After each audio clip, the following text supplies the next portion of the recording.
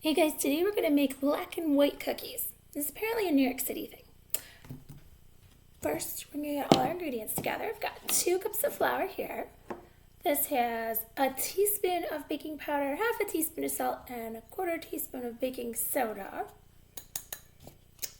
And then in this bowl, I have a third of a cup of milk.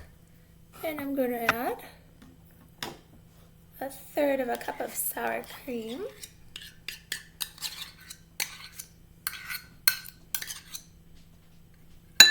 And 2 teaspoons of vanilla.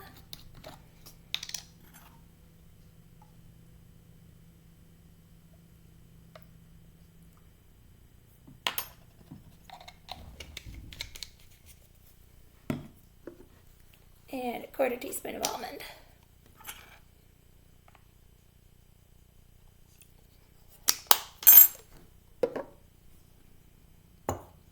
And then in the mixer, I'm going to put 3/4 cup plus 2 tablespoons of sugar, along with a stick of butter. I'm going to beat that for about 5 minutes. Then I'm going to add my 2 eggs, one at a time, scraping down the bowl in between. And then I'm going to alternate my flour mixture with my sour cream mixture until I have a nice, it's kind of like a cake batter. And then we're going to bake them on, I got my cookie sheets all set with parchment paper. We're going to bake them for like 12, 14 minutes, and then we'll come back and see what they look like. Well, I think they baked perfectly, but I don't like when they touch that much. So if you don't like when they touch that much, try 3 cookie sheets to make 12 little cookies. When it's 375 degrees, I forgot to say that before. Now we're getting ready to make the icing. So I have 2.5 cups of powdered sugar, and then we're going to put in some boiling water, 3 tablespoons.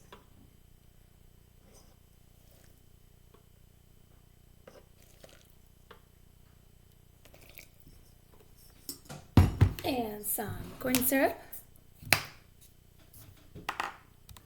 1.5 tablespoons. That looks about right. And a little salt, just a pinch, and a teaspoon of vanilla. Ooh, if you had the clear vanilla, this would be a good place to use it, because this is the white part of the frosting. Mine's gonna be kind of tan, black and tans. Black and tan drink, would that go good with a black and white cookie? Okay, now we're gonna start putting the frosting on, and it goes on the bottoms. It's one of the unique things about this kind of cookie. And don't try to use up all the frosting we made here, because we're gonna need some more of it for something else. Now I imagine there's quite an art to making a perfect black and white cookie. New York City is so fancy. This is gonna be, the homemade version. The crookedy kind with the tan frosting. It's gonna be delicious and very special. Alright, so I got half my cookie vanilla. Very drippy. I'm gonna set it on a wire rack to drip off a little bit. I'm gonna do the rest of my cookies, half white. Alright, I got the rest of my vanilla glaze here, and I'm gonna add 5 tablespoons of melted chocolate.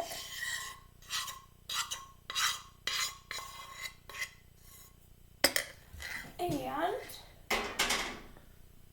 2.5 tablespoons of unsweetened cocoa powder. This is going to make the black side of the cookie. Alright, I had to add a little bit more of my hot water from my kettle to get this glazy.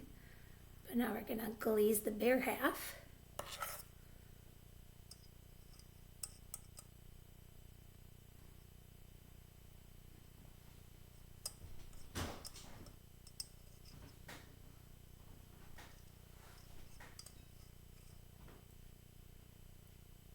There we go. It looks kind of cool. I think this would be a great themed treat to have on game night. This is my Othello.